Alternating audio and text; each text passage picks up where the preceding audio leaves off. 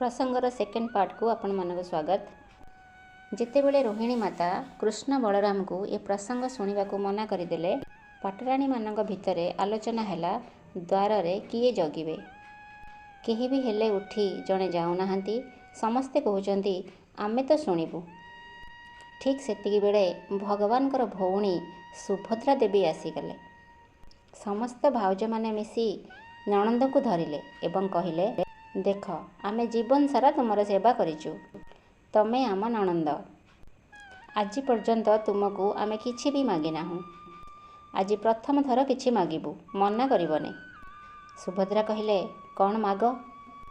आमे एठी माता रोहिणी पाखरु कथा शुणिबु, आउ तुमे द्वार रे छिड़ा होई द्वारपाल होई कृष्ण बलराम को जगी थाओ, भितर को आसीबाकू देब नहीं। जदि ठाकुर आसंती आमको संकेत करदेब, आमे कथा विश्राम करदेबु। काहींकिना जदि एमाने गोपलीला कथा शुणिबे तेबे बहुत भावुक होइजिबे। देवी सुभद्रा कहले, ठीक अछि, आउ जाई से द्वारपाल होई जगी बसिले। ठाकुरंकर जन्म प्रसंगरु ही कथाटी आरंभ हैला। भगवानकर सबु पाटराणी माने मन देई शुणुथिले।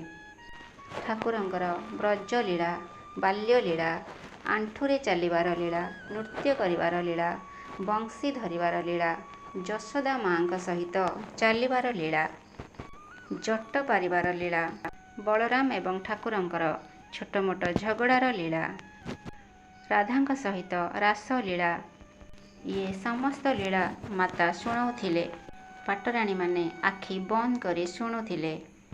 एमिति शुणौ शुणौ जेतेबेले ब्रजरु मथुरा गमनर चर्चा आसिला, गोपी मानकर चर्चा हैला, यशोदा माँर चर्चा हैला, राधाराणीर चर्चा हैला।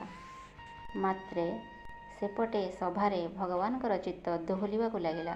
ठाकुर आउ सभारे बसी पारलेनी, उठी छिड़ा होई पड़ले। तांको देखा देखी बलराम भी छिड़ा होई पड़ले। ठाकुर चुंबक भली टाणी होई सियाड़कू जाउथिले, जेउ आड़े राधांकर चर्चा हेउथिला, यशोदांकर चर्चा हेउथिला, गोपंकर चर्चा हेउथिला। तांको पछे पछे बलराम भी जाउथिले। आमे आउ आपण माने सबुदिन कृष्णंकर कथा शुणती, किंतु आजी द्वारिकारे गोपीमानंकर चर्चा चलची, गोपीमानंकर कथा चलची।